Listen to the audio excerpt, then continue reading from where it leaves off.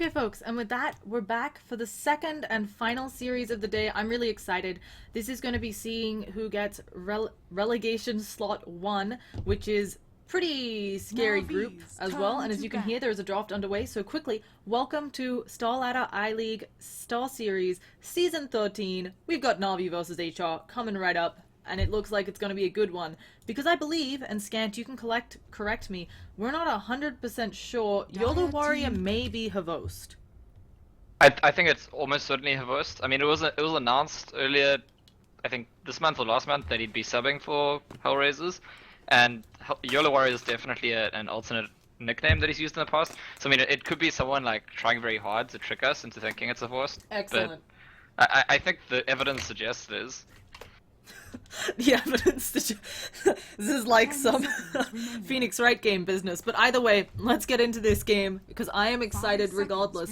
Now, last time I got to watch Navi, they played against Stark, who hasn't been having a great win rate on this patch, and Navi dominated them. It was like the score was, I think, 420, and I'm not even joking. It was actually ridiculous. So we're gonna be seeing what comes out here. They've already banned out the Wisp. And I'm kind of surprised by this. SF is through. They went for Tusk Night Stalker instead of maybe some other things that we're used to. So Slaughter's here, Dazzle's here, Wyvern is here. It's gonna be interesting.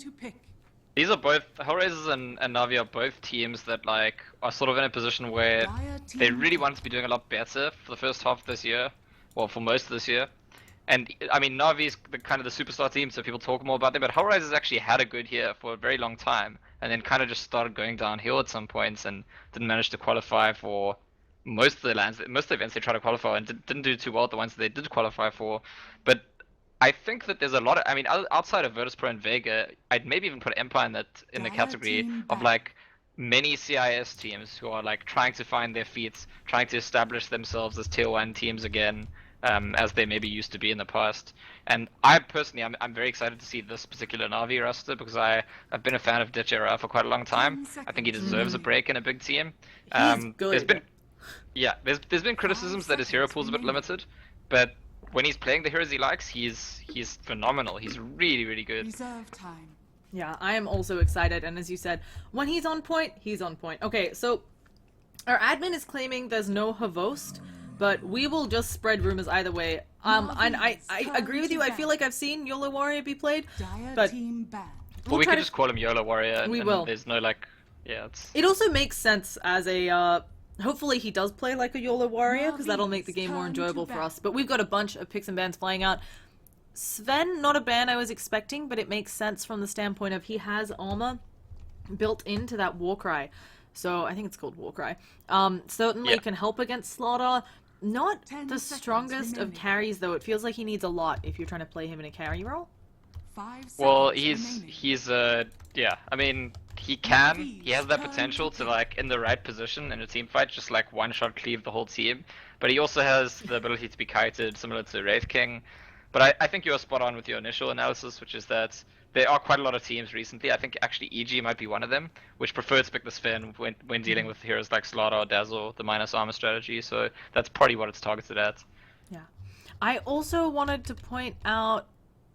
Oh, no I didn't. I lied. I've also seen good plays out of Axmo the last time they were playing. So we've got Dazzle Earthshaker, and I mean... Last time we played Art Style was on the Dazzle. I'm not actually an expert on Seneco's, whose name I'm also pretty sure I say wrong, is Earthshaker. I mean, Seneko is just like, I say Seneko, I don't know. Yeah. I've heard people say other things, but... I think I say Seneko because I like cats. It's really bad. Seconds remaining. I see. I'll try to say it properly. Like cats, kind of, but I don't think I'd be affected that way. He's just like a insanely good player. I would say he and maybe alongside him Aloha Dance were like the two top CIS players who didn't get to the major. And it's like unfortunate that like there's only so many spots in virtus.pro and Vega, and so there's like lots of top CIS players, as I said, trying to like make their way into like a new giant team. He's really good at Earthshaker. He's really good at lots of heroes, but Earthshaker is sort of, I think, one of actually his main standout heroes.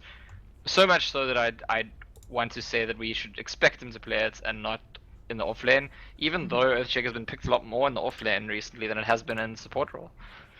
Yeah, he actually has a bunch of games, as you're pointing out. He has a bunch of games just this patch on the Earthshaker already, and pretty good. Doing pretty well. Wait, So- is he is still playing support in this team, right? Seneko? Yeah.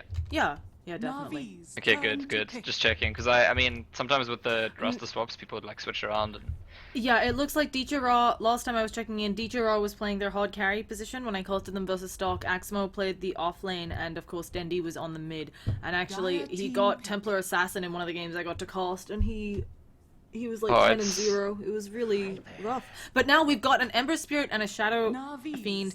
I like HellRaisers' choice of saying, hey, we're just going to pick the Viper. Your Shadow Fiend's going to have a really awful time in lane, but it's still a Radiant Shadow Fiend.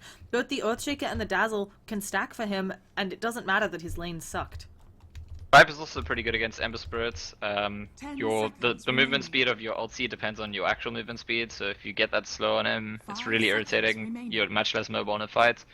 I'm interested actually to see the Ember Spirit pick up here, because we're supposed to presume that it's Dandy playing Shadow Fiend, right? And Ditchera and Ember Spirits. And Ditchera is a player I've seen play Ember Spirit many times in the past, and he's been very good at it. But there was this thing like, I don't know, a couple of months ago where I think when he was playing an NLG, which is actually still his tag, where like he just wasn't confident on the hero.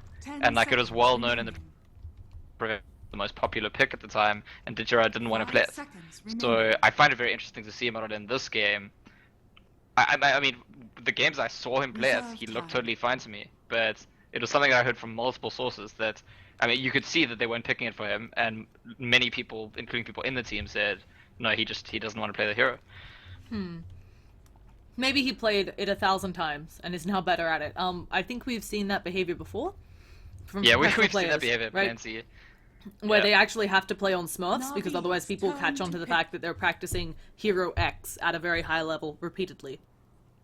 Yeah, that's true. That's still, I want to see. I mean, I don't think there was ever anything wrong with it. I think there was like some kind of confidence issue, and maybe now it's gone away. So all the best for him if that's the case. HellRaisers ban out the Clockwork, so they are expecting Seneko support Earthshaker, and there's going to be an offlaner coming out here. It is definitely possible for it to be an offlane Earthshaker, but Darkseus respect. isn't banned. And I feel like that's more terrifying than the Clockwork when you combine Ember Spirit, Earthshaker, and Shadow Fiend. Or Yeah, it's like a Vega Squadron special. yeah, and if this Ember Spirit can get any sort of farm, which safe lane Ember Spirit, you trade levels for farm, he's gonna have a Battle Fury really soon, and suddenly, kaboom! Pretty much. I mean, he could be going for one of those sub 20. Oh, It is offlane Earthshaker. Aha. okay. I think. I mean, it. Yeah. It's like kind of possible they're doing dual lanes and Visitor Core, but I really doubt it. And wow, the Abaddon coming out as the last pick for HellRaisers. This is a hero. I don't know if you've noticed in pubs you've played, but certainly in like I play ranked games around 5K, and like Abaddon in the last month or two has just been like everywhere all the time. It's like. Luckily, as only a 4K player, I get to avoid that. I much more in my pubs have Huskar. Huskar is still picked. It's always good. Okay. and Yeah, that's then not fun, but. I actually don't mind it as long as my team picks it, because I'm a horrible human. But yeah, I do agree with you, Abaddon, really strong. I'm also a little confused here. I was told by a few folks were claiming that YOLO Warrior was expected to stand in maybe as a support, but I'm guessing no, considering who's picked up what. Could be. I mean, Well, Abaddon Goddamn can plays play their support. offlane. Goddamn's Oh, like, okay. I've seen his support, it's amazing. 5 seconds remaining. Goddamn is one of those awkward players where I will be casting him and actually he makes you want to say goddamn repeatedly because he does these amazing things, but we'll see. Yeah, and he is playing the support Abaddon. I actually, something a couple of these teams try is that very early push strat where you get Abaddon as more of a core role, picking up more points in that Curse of Avernus. I don't think we'll see that today.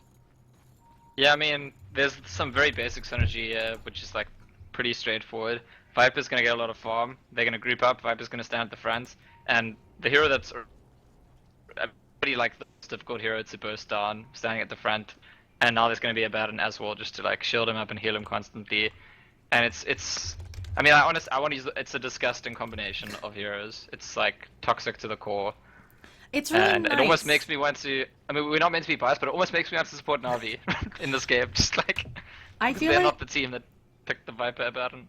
Yeah, it's also something where a Viper, traditionally a hero who you're not like, hey, Viper's gonna do a lot of damage output. He does a lot over time, of course, but he doesn't hit super hard as long as you're not low health. But then with the amp damage, everybody suddenly is hitting much, much harder. And Sneko, I'm really interested to see exactly how he's going to try to play this Visage. Obviously, he does have good laning presence with that Soul Assumption and the Grave Chill. It means that if someone's out of position, you can pretty reliably get a kill. But a lot of this, I think, is going to come down to how well he can use those familiars and whether the gargoyles get action going all over the map. And they're actually... Is this going to be an aggro try? This is... I think it might just be a dual lane. Yeah. I also have to say I really like this, understanding that the SF, his main way of catching up when having to deal with a Viper is of course going to be stacks. They block them. I actually wouldn't have been surprised to see sentries in both of these camps because of course there isn't a spot where you can block both camps. So this mid lane looks awful. I mean, the trade-off of using Observer Wards is that they will last longer and block the camps longer, but you just you have no vision anywhere on the map now.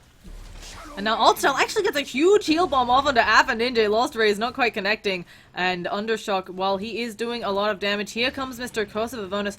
Undershot taking a really weird skill build. Usually the harassing Bane that we see doesn't put a point in Nightmare. It's the Brain Sap for extra harass. Yeah, I completely agree. It's strange, actually. I mean, old school Bane, level 1 Nightmare, definitely a thing, but since Sap got so strong... Actually before the recent Sap buff, people were already going Sap on Bane. And I don't know, these days when you see the level 1 Nightmare, it's usually to combo with something, but there's not actually something to combo with either. Yeah, he also, I don't believe, has shown that the Nightmare exists, so that might be part of why they're feeling so comfortable, or so scared. Like, he's actually kind of getting the Brain Sap effects for free, because they were playing really far back on Na'Vi. So... Well, there's the Nightmare now, but I don't really know what the play is. The Dazzle's still there, the heal's up soon. I think they were trying to block him in. Oh, one more auto attack and Dendy would go down. He's getting very low. The Dazzle now might actually tank this gank for him and he gets the heal bomb off, but again, he is ticking low. He survives on 9 health. Dendy also survived on double-digit health. Mid lane is not fun. Let's take a quick look elsewhere, although we're going to have to return quickly probably since it's the action-packed lane. DJ Ra on top, not getting as much as the Viper or the offlane Slaughter. Yeah, that's, I mean, I think that's to be expected in the lane that he's in right now. Yeah, I don't want to talk too much about DJR's Ember because I've already said I think it's actually perfectly good. At the top rune there was a little fight and Bane ended up being asleep himself. Meanwhile, we see Goddam actually now flanking DJR and there's gonna be a, yeah, he's TPing out. I really like that play. Move. Yeah. Yeah. Feels like there's just too much damage potential, so. But it is, it's just like, I mean, he didn't TB base, he TB'd bots, and I think that's like a very clear sign of like, yeah, this is not the lane for me this game. Okay, Earthshaker rotates in. Sorry, what did you say? You cut out for a second. Oh yeah, so I was just gonna say that Ember Spirit's now moved into that safe lane, Earthshaker, perfect time for him to gank, because he's now giving up his lane, right? Although it looks like for now Suneko's taking that off lane, but probably we'll see... I mean, we're probably going to see interchangeable this game between the 3 non-core heroes, the Earthshaker, Dazzle, and Visage. People taking space, or rotating, or counting as supports. It's much more of like a 2 core, 3 support lineup than 3 cores, 2 supports. Yeah, and I have to say, really nice play from the Earthshaker, the rotation in. Axmo, I think he's actually getting a lot out of bottom. It's one of those lanes where both offlaners are very happy, but understanding that he needed to give some help to Dendy because Viper was just destroying that lane. Dendy is still behind, but of course he will have the jungle stacks to use as catch-up. Yeah, Shadow Fiend is not a hero that's that concerned about being kept down early on, as long as he's able to use his jungle, but that said, his jungle is quite blocked up, so... I don't know. We'll have to see how much they manage to keep the Shadow Fiend down, because you really need both components. You have to like slow his farm and control his jungle. Otherwise, he's just gonna ignore whichever one of the two you did. Yeah, and it does feel like they're in a good position for it, just from the fact that Shockglow is gonna have an early Blink Dagger, just based on the amount of farm he's getting, and they are for Shadow Fiend stacking this camp as well as this one, so it's gonna be a race. And I have to say, I like the support rotations. Even though they're leaving their cores alone a little bit, it does mean that Ember's maybe not getting as much as you'd expect, but he's certainly caught up bottom lane. Yeah, he's getting a lot of value now, and as he should get. I mean, he doesn't actually like this lane. Ember versus Slaughter 1v1 is not great for him. At the same time, the Slaughter doesn't have a way to take off the Flame Guard, so that's one really good thing for the Ember Spirits. And it looks like we're having a little bit of ping, and they're thinking about going on to Sharklo. They get the Searing Chains off. Sharklo, caught in place, does get a really big Slithering Crush off. They use the Grave Chill, but of course the Aphotic Shield gonna make it be no thing. And goddamn, just gonna wander away, as is Sharklo. As you said, while you can't get the Flame Guard off, it also means that Sharklo, all of his damage does pierce what Ra has. And it's really rough, because one of the few things that an Ember Spirit fears is physical damage. Yeah, that's true. That's a fair point. But here, well, they've got the numbers advantage. I don't think he's gonna be that afraid. And they're going not a in numbers advantage again. anymore. Ra is in a lot of trouble. Undershock is here as well. They need the Shallow Grave. It's popped on him. A heal ball maybe also in the works, but it's on cooldown for 3 more seconds. Soul Assumption kills off the Dazzle, but they get the Ember Spirit and maybe more Axmo. He's trying to use the Enchant Totem to catch out someone, but Sharklo sprinting away, and goddamn's deceptively tanky on that Abaddon. Yeah, so that's... I was gonna say, I mean, I spoke about how there's essentially 3 support heroes on Navi's side here, but when you're gonna have 4 heroes in one lane and the enemy team, I think, only had 2 or 3 heroes, you trade 1 for 1, that's not really great for you. In fact, Dandy wasn't even in his lane, so the entire Navi side was like near the spot area, and they got a 1 for 1 trade. I think that's a win for HR. We also have this issue where HR, they have the Quap farming up. I mean, they're going to have a little bit of a gold and experience lead because Quap has a free lane top. To me, this is part of what's super worrying because this Quap is already level 6 before the 6-minute mark. She can TP in, get that Sonic Wave up, and then she'll have it ready for 9 minutes again to do it again. Like, if there's a little bit of an engagement that comes close to the tower, I think she gets easy kills. Yeah, that's definitely the case. Though I'm not too sure that's going to happen. Because right now Na'Vi are certainly not looking to force the aggression themselves. I think they're happy to farm. So to get the engagement at the HR towers is... I don't know, maybe it's possible actually. I could imagine seeing Ditchera wanting to go for the kill on the slaughter if he looks like he's alone. But he's not looked alone once this game. Well, not since we started watching him anyway. Do you think it's better for the Quap? So I'm usually a fan of, hey, you have ultimates, use them early and often, because otherwise, you know, not using your ultimate is the same as missing it. So I'm always a huge fan of seeing Quaps or, you know, Enigmas, whatever, rotate early and use it. Are you more a fan here of the Quap just farming? Because, as you said, it looks like there might not be the opportunity of Na'Vi to overextend. And what is happening in the mid lane? Artstyle is getting ridiculously low. They may dive him. He's at 73 health. Okay, he's going to walk away. But are you... Yeah, we were talking about Quap. Should she rotate? So this is the thing. I mean, she will if something's happening and she can guarantee value from it. But to try and overforce it when the enemy team has heroes like Earthshaker and Dazzle is just asking for trouble. You guaranteed losses when you make that rotation because you're losing a lot of farm time, gold, experience, and you aren't guaranteed to see that value always. Well, as we see, here's that TP, here's the bot lane. Yeah, I'm really confused. Dendy, he comes in, now he's going to take a Sonic Wave to the face. Sharklo turning around, has the sprint, could get off that Slithering Crush. They Grave Chill and then Soul Assumption into him. A little bit more damage, but there's the Mist Coil from Goddamn healing them up. They get off a Fissure to stun some, but Seneko looking like he's going to be the one who goes down. There it is. There is a Shadow Wave, but again, YOLO could just leave and also could just turn around and Sonic Wave them.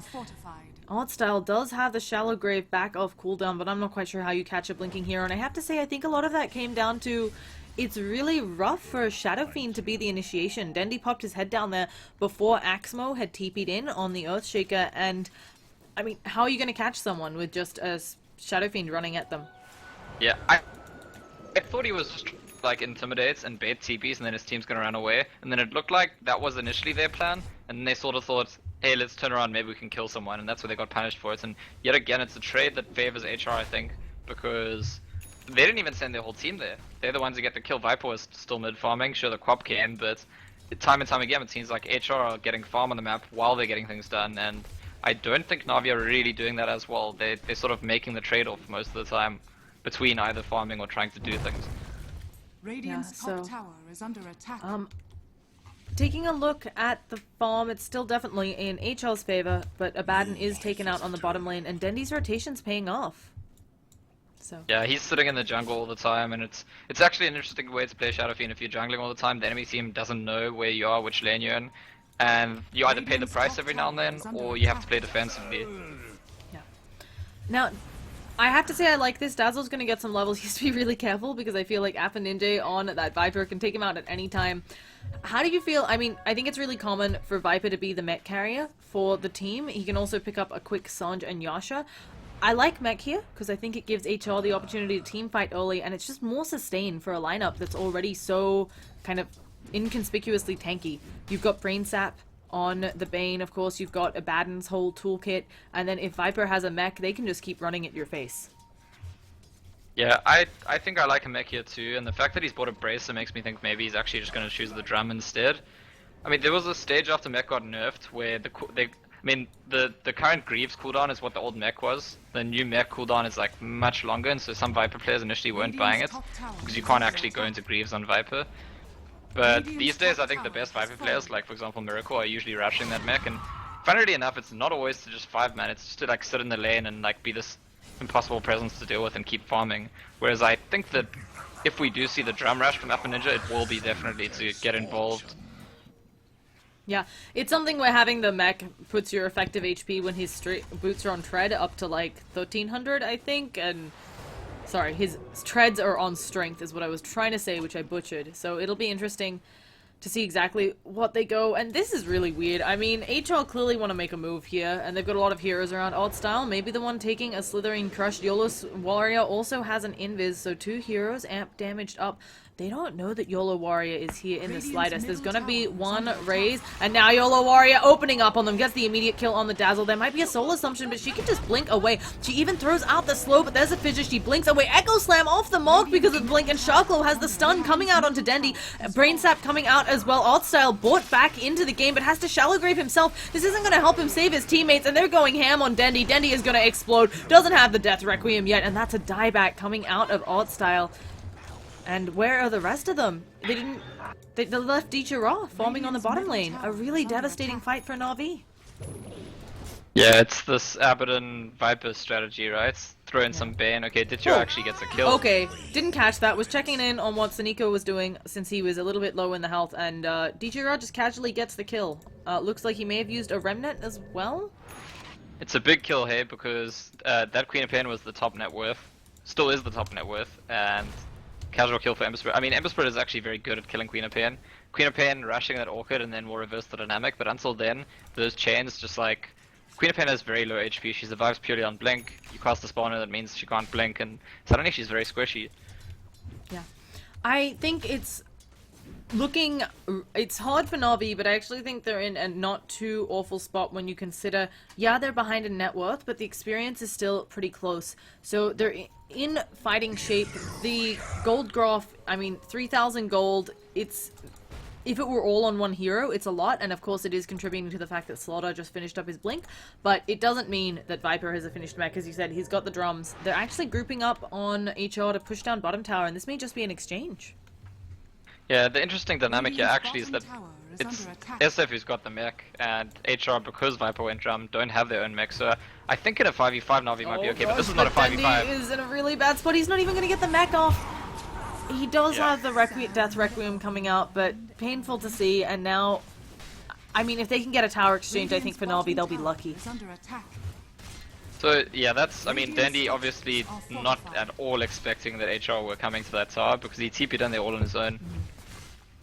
Yeah, I mean, how often do you expect that they grouped up as 5 to push your bottom tower at 13 minutes in the game? Especially since this ward, I think they were expecting it to maybe give a little bit more vision, since it does, you can see, it does see all the way to here, but no such luck. And Ember Spirit is picked off by the Slaughter in the top lane as I'm examining vision. So. It's, that ward's, I think that ward's quite a bad ward, to be honest. I'm not too sure. Like, the fact that it's possible without a smoke to run down the lane and not be spotted by the ward is actually very problematic, because that's surely like one of the major purposes of the ward.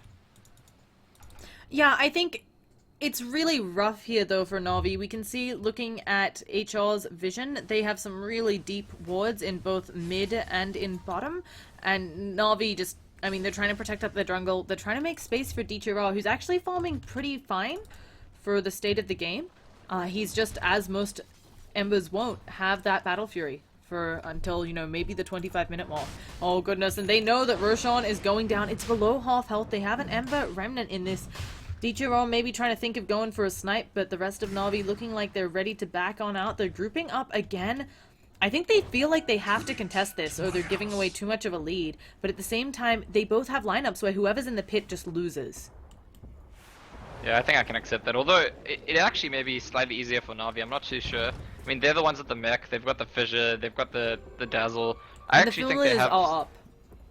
Yeah, I think Navi's got more control in this position. Oh, well, let's see. They managed to get a fidget. They do split the wickets, and now Shocklow is left all alone. He tries to go for a blink, but goddamn pops that borrowed time super early. They're gonna catch out Undershock, but now the Fissure blocking out Odd Style. He's nightmared up. Dendy mechs everyone, trying to get away. A really big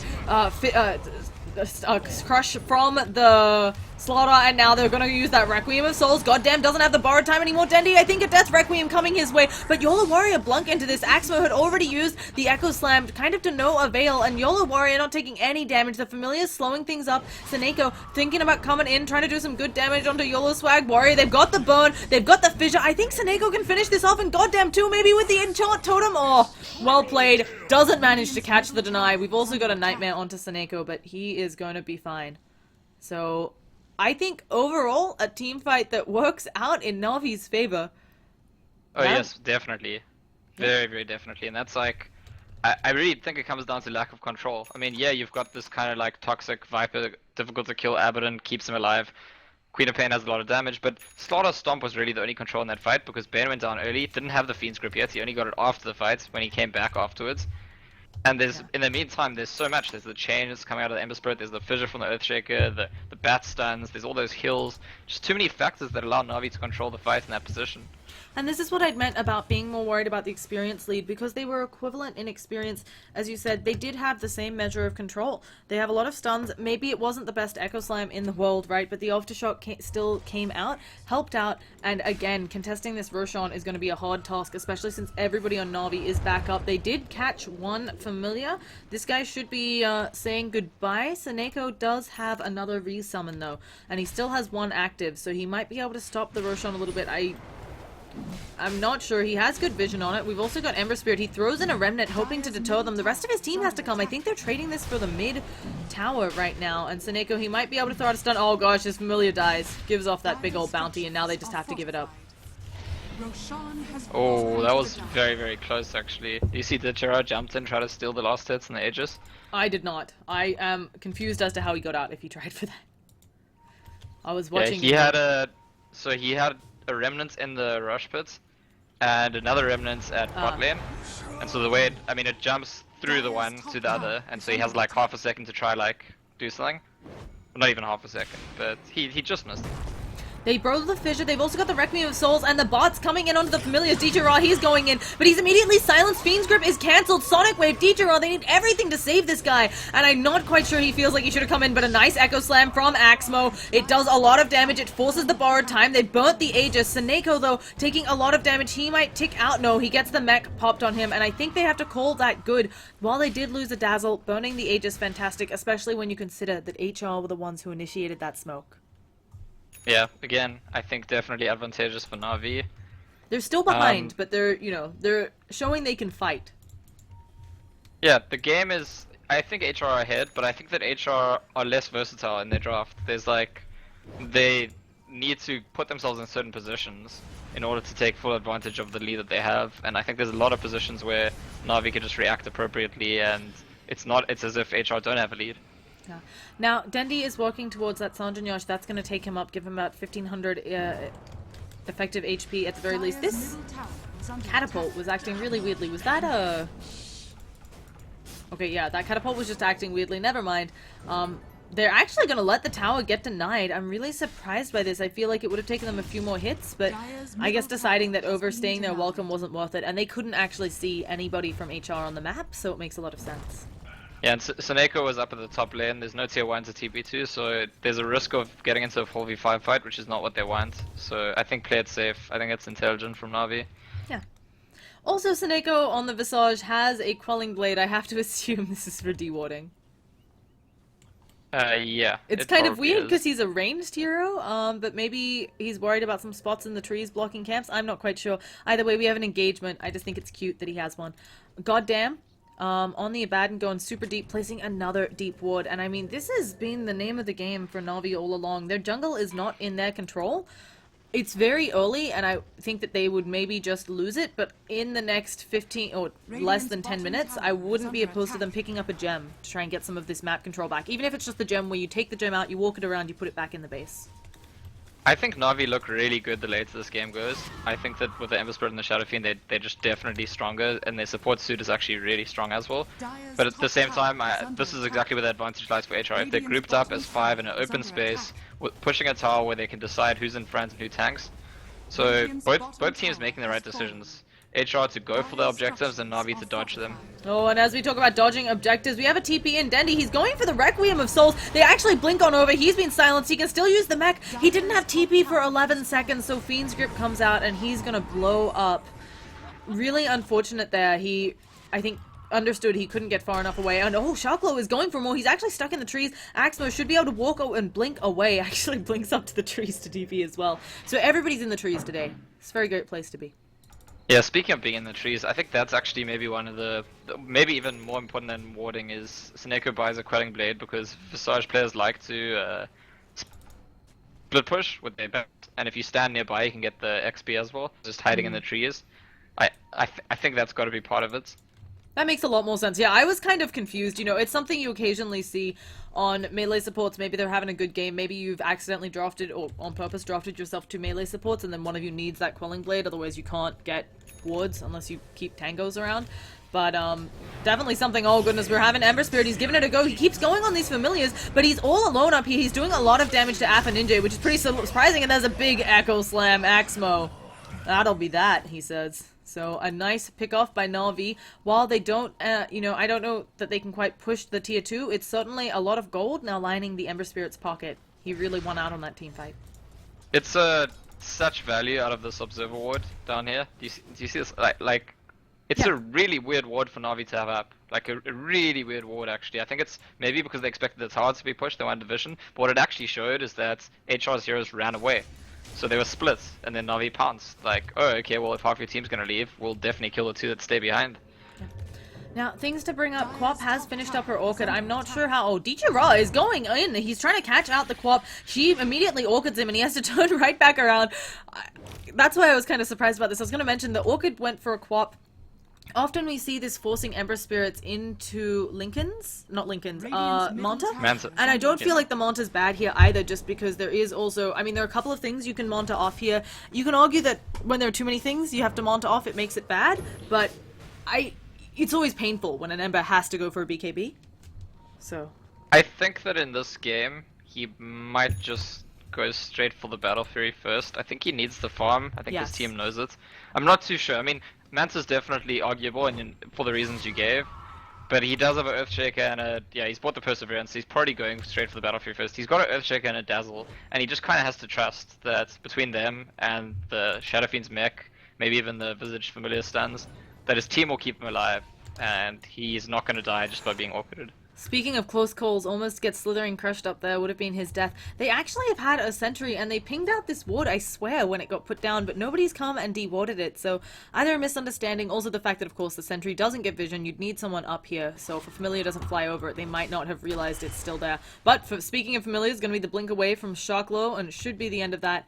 I agree, I think he needs the Battle Fury early on. I think there are a lot of options for next item. I just know, obviously, having the silence on you is devastating for an Ember. The majority of your damage output, once you get up the Battle Fury and then maybe a Chrysalis or Daedalus finished, is from that Sleight of Fist. So you need to be mobile. Sure. It's just there's some games where enemy Queen of Pain gets awkward early and Ember Spirit's like, okay, I just can't farm ever. Yeah. And I just don't think that's this game. So it's still very bad for him to get silenced, but he's gonna go on and just farm and he'll deal with that later on. Now, Seneko has finished up that Solar Crest. I always love seeing this on Visage. Of course, amps up the damage his familiars can do too. And I think synergizes well. One, Mischance, great thing to have. Also synergizes well with Presence of the Dark Lord minus armor, or giving armor, with the fact that there's a Slaughter on the other team, who is also farming really well. I mean, also he had a free lane to begin with, but I feel like Slaughter is traditionally a hero that has a bit of trouble farming. Slithering Crush, not the best spell for killing creeps. And I feel like he's got full stuff, he's got Blink Dagger, he can build into like luxury items now.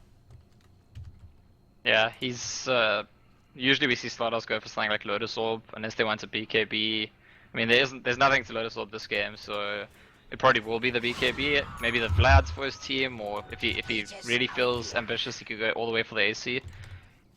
And Quap actually second item BKB. I mean, obviously great against an Earthshaker and so on, because, you know, if you're not locked down as the co-op, you're free to kind of jump all over the place, but I'm kind of surprised. I guess I'm not that surprised when I speak it out, but it's one of those things where I wasn't expecting it so early, and it's always worrisome, you know, you get the BKB up so early, it does mean it might be one of those 5-second BKBs by 35 minutes in. Yeah, but I think it's firstly necessary and secondly going to be very effective. I mean, it's necessary in the sense that even just the Ember Spirit's chains were causing trouble for her, never mind the Earthshake or the nukes from the Visage and SF. But it's also going to give her a lot of opportunity to control these fights, though Dandy picked up his BKB around about the same time too, so these two BKB heroes are going to make a big difference this fight. Oh, there is smoke into complete vision. Yola Strike pops that ult and the BKB. She just blinks over to the side. Shocklow taking a lot of damage as well. So Requiem of Souls is going to come out. Nafa Ninja, he's hit by a bit of it, mostly the debuff. He immediately manages to pop off that Manta that he's formed, and Quap on the backlines has killed off Earthshaker, but the majority of Na'Vi moving as one. They're going to be stunned up, and now Quap, I think she's just going to pick them off. Oh gosh, Seneko tries to TP out, not going to get it. I think Dendi will get his. Will he die in the fountain? I think he's going to be fine. Unfortunately, it does mean that we're losing ult style. I mean, that team fight, they had vision. It just went so poorly. I don't think they were expecting the Quap BKB, and Earthshaker Axmo, he just wasn't able to get off anything that affected the team fight because of the Quap BKB. Yeah, it started really well for Na'Vi actually, because even though they didn't see the Quap BKB, they actually managed to make it blink away right at the start of the fight. Yeah. And that's why I think they thought, okay, well now it's our fight to take. But Dandy didn't really have a way to take control of the fight either, because exactly, Earthshake is the hero that has to keep them in place for him. So yeah, he gets off the Requiem, but it's on two heroes, they're far away from it. And the chase is kind of awkward after that. It's the chase on their team depends entirely on the Ember Spirit and the Earthshaker, and Ember Spirit can't really be just YOLO go in against all the enemy heroes because he can die, while Earthshaker, you know, ran into a Queen of Pain. Not too helpful. It's also kind of funny, as you said, I mean, their only catch is the Earthshaker or the Ember Spirit, and then, I mean, I guess Seneco's birds can also do it. I'm like trying to say that right. I'm probably saying it differently every time. We'll just ignore it. While Requiem of Souls does have a bit of a slow on it, right? It's never going to be your initiation tool, unless it's kind of kill them initiation tool, so it's really rough here before the Ember Spirit is big, I think, to try and do a lot of stuff here, and it's actually going to be a bit of a late Battle Fury on Ember. He's pretty close to, I think, if I'm doing my maths correctly, 800 or so gold needed? A little bit less. About 650, yeah. So he's really close, but if they can't get this rush on, it's not going to be that close after all. The Shocklow taking a lot of damage. There's going to be a bottle dropped because, oh goodness, they're all stuck up on the high ground. How is Axmo up here? There's going to be a nice sleight of fist, but it's not enough. Requiem of Souls, but goddamn, just pops that borrowed time. Undershock, they don't mind about losing him. Another stun coming out of Shocklow onto mostly BKB targets. Goddamn, should fall here. No more borrowed time. They're also trying to work on the Quap, but Ava Ninja is doing work to Dechira on the sidelines. Here comes Dendi. I think he has enough damage, but can he catch anyone? And again, pretty devastating. Now we're now also seeing Seneko taking a lot of damage. Just goes for the TP out. Oh gosh, Dendi is trying to do work on both sides. Can he get Alpha Ninja? But he is caught and cut out, and Alpha Ninja gets away. 50 health. I mean, they kited him so well, and he doesn't. I don't think he needs to go blink or anything. It just feels like this BKB not being enough to save him here. It really is. I think the mobility on HR is what's winning them the fights. I mean, a few of these fights have been kind of close, but definitely what takes it is there's a Slaughter with a blink and a 4-staff, there's a Queen of Pain with a blink, and on the other side, what do you have that's mobile? You've got Ember Spirit, but as we've said time and time again, he can't be just like jumping forward at people, so essentially Navi's not mobile at all, and so they just don't get good value out of Dandy in these fights. He has to like ulti whatever's there, raise whatever's there, he can't like choose to go on a particular target. There's certainly, I mean, there's some mobility on that Earthshaker, but it's really a lot of pressure for him to like make those plays, control the right heroes, set his team up, set Dandy up, and I think, yeah, while it's possible for him to set the fights up for Dandy, it's a lot of pressure to put on just one Earthshaker. I mean, it's incredibly rough here for Na'Vi until their heroes get bigger. They actually abandoned doing the Roshan on HR. I'm really surprised. I feel like they were in a good spot to take it. But again, it's one of those things where I think they saw a couple heroes walking by and didn't realize they weren't all attending, or they're just going to go for a gank on the bottom line. They have to know after that kill that they put the Ember back. And oh, Dendi, he's in the danger zone. He does have Requiem of Souls. A huge Echo Slam coming out of Axmo to start this fight off right. A Requiem of Souls from the sideline. It is going to stop the damage coming out. They've already got 2 quick kills, and they've killed the Quap, who's one of the bigger kills. Can they catch the rest of them? Goddamn, explodes into a heal bomb, and now Alpha Ninja, they're on the chase. They do have Grave Chill in a few seconds. They should be able to catch him finally. They've got lots of minus armor, and there they go. It's almost like the Earthshake is listening to us. Like the previous 2 fights he wasn't able to control for his team. This fight he like plays beautifully, gives his life for a team wipe. I mean, yeah, and it is well worth it. I also have to give props to Art Style on point with those heal bombs, you know.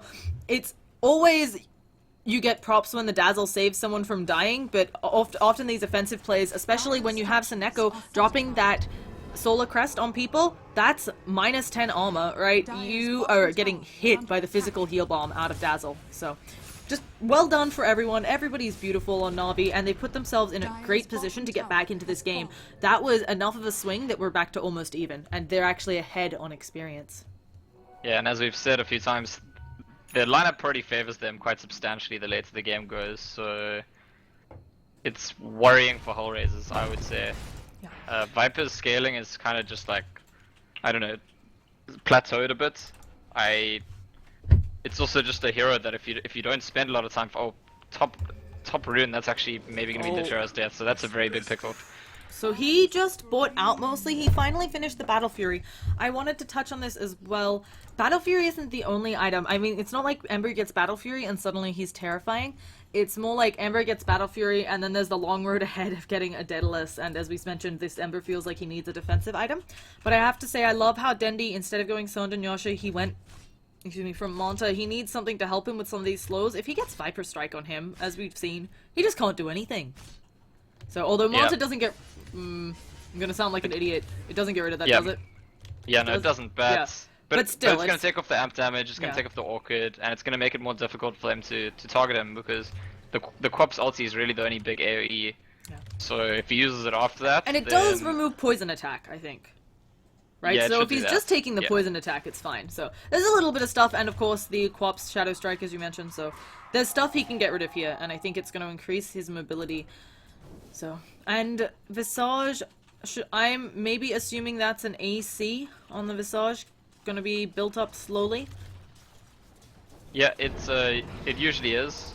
It's, again, there's a possibility of a Lotus Orb in this game. There are some reasonably good things to Lotus Orb in the enemy team, and it's an item that's become more and more popular recently, but I think the standard build would definitely be the AC, slow build up AC. Yeah. So as long as Na'Vi can make more and more space for Dichira, I think they're going to get themselves back into a good position. HL, though, it's not like they're out of it. We've mentioned how Viper doesn't necessarily scale as well. A lot of that is delayed, I guess, I would say, by amp damage. It helps him be relevant for longer into the game than we would maybe expect. And also, I really think the amount that they're kiting heroes, or just getting casual pickoffs on Alt Style, is really helping. Really, you gotta bash? Alt Style's gonna have to shallow grave himself. Yeah, and Shaklo looks like he's going for that BKB. How do you feel about maybe a Heaven's Halberd after Dendi's BKB? Or even on the Ember Spirit? I mean, sorry, Heaven's Halberd for Shaklo to apply to those heroes. Yeah, it's very good to apply to Ember Spirits. Sometimes there's an issue of Ember Spirit stands on the edges of the fight just slighting, and so you don't actually get to him. But Ember Spirit, not a hero that really likes to go for BKB, so it can be very, very good against him. And I believe the only thing that purges Heaven's Halberd is that BKB, so... and death. I think it's purgeable by death. Yeah. Some things aren't, so just mentioning that. But they've traded tier 2s.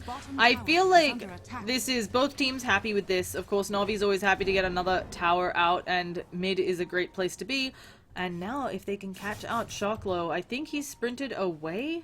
Yeah, he's fine. Well, they've seen him, he's not fine. Okay, I thought he was fine, but they managed to hit him with the fissure. He's going for the TP Echo Slam, and that's worth it. Goodbye, initiation. And Quap also blunk up here, though she's having enough level. Dendi's being caught out. They use the entire Fiend Script duration pretty much on him. He's forced off forwards, but still nightmared, so I'm not going to catch anyone else. I was going to say, I was really surprised that Quap didn't just... Okay, she actually built up an AC.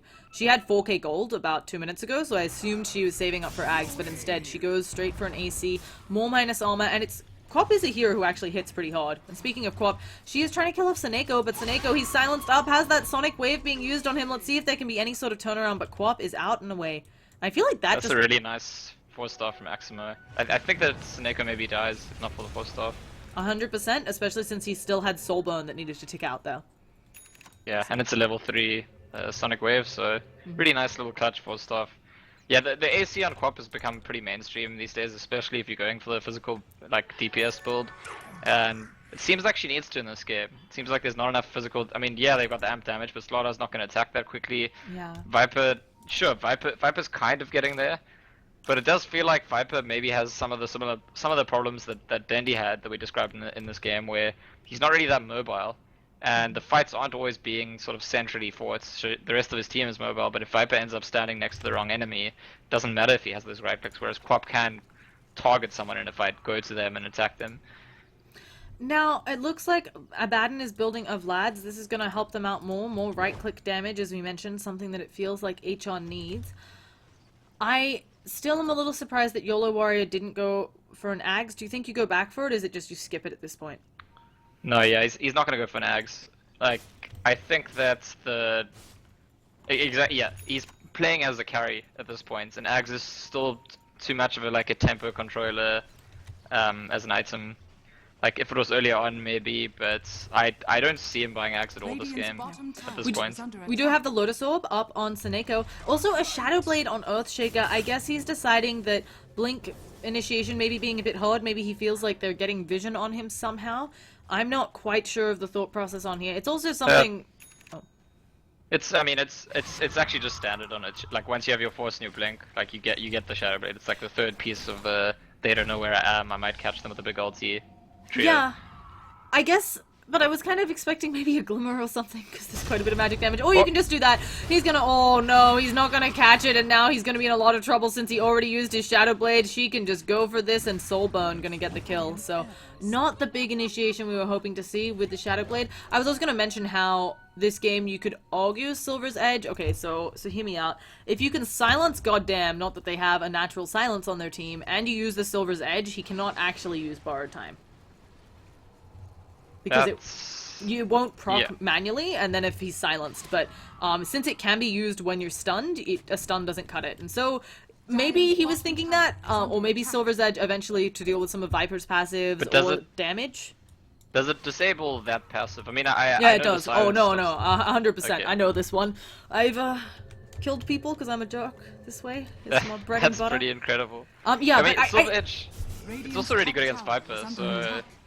Take off that corrosive skin, which does like so much of the work for him. Yeah, and 40% damage reduction, always great. So, oh, he also, yeah, totally Earthshaker. If he ever has to initiate with the fissure, I mean, while corrosive skin does have, it's now only 1400 max radius, no longer just kind of global. It could be something where he's having trouble fissuring, and then he finds he can't blink because he takes corrosive skin. So he maybe wants the Shadow Blade initiation. Hadn't thought of that. So. Yeah. But yeah. But. Ember Spirit actually feels that he has been forced into that BKB now, which is unfortunate because it's not where he wants to go, but feeling like he doesn't have a choice. I do feel like it's okay just because if the game, I mean, the risk for Na'Vi is that they lose the game quite soon. If Ember Spirit like keeps farming, keeps scaling, he's not gonna mind that he has to buy BKB now. 100%. And actually, it actually looks like with this smoke, it actually looks like they're thinking because he has BKB now they themselves can force the fight. I really want to stress that he still doesn't have actually a lot of damage on the Ember. I mean, he's rocking 182 per hit. It's not maybe as scary when you look at HL's hero health pools. I mean, everybody's pretty tanky, so he's gonna... They do have SF Aura and Dazzle ulti and Solar Crest, so that'll buff up his damage quite a bit. And Dicharo is actually leading the charge. The smoke has been blocked. He gets the Searing Chains off onto Shocklow. Immediately a 4-star YOLO Swag Warrior has popped her BKB. Dicharo still hasn't popped his. He's just turning around trying to do some right-click damage, but Dendi getting stunned up. A nice Sleight of Fist doing quite a bit of cleave. An Echo Slam onto Shocklow. Dicharo is being fiend scripted. The BKB wouldn't have helped with this anyway, but he still has his BKB here, and there he goes. Popping it. Dendi turning around. Undershock is gonna melt, and goddamn, you can borrow time all you want. You're going down as we see him get ripped apart. So that was a smoke that worked really well, to say the least. Yeah. And I think again, very well played by Aximo, I think. Yeah. I think, again, just to like isolate the Viper, use all his stands on him. That's really important. I have to say, I'm really impressed, as you said. A lot of people, you try to get those 5-man Echo Slams, you know, barring that, a lot of people go for many heroes. Axmo's really making sure that he catches the key heroes. He actually only got an Echo on 2 and I think some creeps. So maybe not the most damage output, but he locked down, as you said, the core heroes, the Viper. Really meant that they couldn't team fight so well, and now they're maybe owning their way towards at least a tier 3, maybe even a Rax, because there are not buybacks. They're working in on the melee. Dendi knowing that that's the one they want to get. Oh, Sharklow gets this nice slithering crush. Yola Swag Rico, oh, just picks apart Odd Style, but now she doesn't have blink up for one more second. She should be fine here. They need to walk on the Rax. I think ignoring the enemy heroes, just get the Rax and get out, and they will be out with it. Yeah, Abaddon's not exactly going to defend this. Deecher Ross should be fine. If her BKB's up, his should be soon, although 9 more seconds on it. A Fissure kind of blocks Teacher Ryan, but he has the Ember Remnant and he should be fine. Shadow Fiend Illusion's actually being a right pain, especially since they now have that Scotty. So. Yeah, it's wow, Na'Vi are actually completely in control of this game now. Yeah, I would say, and I think it has a lot to do with the fact that this like toxic strategy of Viper and Abaddon like does a certain thing very well, but it doesn't do anything else literally all that well toxic. Yeah, it's... Oh, that's funny. I'm like very silly on the puns. We're also seeing Na'Vi big lead coming out now when it comes to experience, and that's just devastating because I mean Undershock is a level 11 Bane. He's not having the best game impact, especially with the fact that these Fiends grips. There's been a couple of instances where I feel like he's Fiends gripped Shadow Fiend for the entire duration, and just there's nobody around to right click him down, as you talked about. I don't know, if you HR now, I almost feel like they only have one more fight. So they're gonna come contest Rush, because if they give up the Aegis, they're definitely gonna lose another side of Rax. But if they lose a fight contesting Rush, it's as good as game over, I think, for them. Luckily, they do have a tier 2 in bottom. They're going to throw out the Viper Monta Illusions. Oh, here comes Yola Swag Rico. They actually has the bash onto Dendi, the Slithering Crush as well. He does have a BKB. He hasn't popped it yet. Now working on Yola Swag Rico. She's going to blink away. We've got a very messy team fight. Axmo understanding they need to isolate the Earthshaker, taking him down, but there's going to be a Requiem of Souls, and suddenly their damage output is nil. Force stuffing Axmo into an Echo Slam. God damn, his borrowed time is done. He's going to go down. Dendi pounding away on him. They get the Quap on the other side, and free Rax. This, as you said, might just be GG. Easily getting the Roshan, and there's the call from HR. So Na'Vi, they take game 1 after a really long game with Ember forced into a BKB. We don't think we expected all of this. Yeah, I think it's actually really clever of Na'Vi to recognize that. I mean, we were saying he needs BKB, but not just that he needs BKB to live, but once he has it, it empowers him to do so much. HR's strategy, honestly, at the end, just hamstrung themselves. That they were really good at grouping up and trying to sort of deathball maybe, but it didn't really quite happen. When we saw all those tower trades where both teams were getting 1 tower each, those were just too good for Na'Vi, and the flow of the game stopped moving in HR's direction, and at that point I think Na'Vi like just turned it around and finished them off really. I mean, look at YOLO Warrior, 16-4 Queen of Pain on the losing side. That's quite something. Yeah. So once again, folks, thank you all for joining us so much. I've been joined by Scant, or Scantso on Twitter, who as my co-caster. Please show him some of your love. I'm Llama Down Under. You can find me on Twitter, Twitch, and Facebook as that name, and I would love your feedback on how to get better so we can bring you more quality casts. Thank you all for watching Starladder iLeague. We've got Game 2 coming up next. Hopefully this set makes the distance, and we'll try to get you in there right quick after some words from the sponsors. So see you then.